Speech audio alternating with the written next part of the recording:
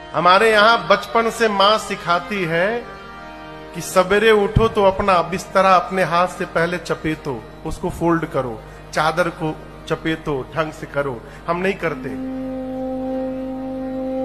लेकिन आपको बताऊं, अमेरिका के एक आदमी ने इसके ऊपर एक पुस्तक लिखा है और उसमें इसने कहा कि जो व्यक्ति सवेरे उठकर अपने हाथ से अपने चादर को फोल्ड करता है एवरी डे, वो लाइफ में अपने सक्सेस को 100% प्राप्त करता है। अब इसके पीछे उसने लॉजिक क्या दिया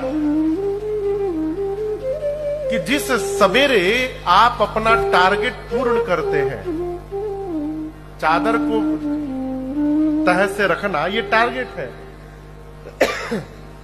जिस दिन सवेरे आप अपना टारगेट पूरा करते हैं, ये आपके जीवन में आपकी आदत बन जाती है अपने टारगेट को अचीव करने की।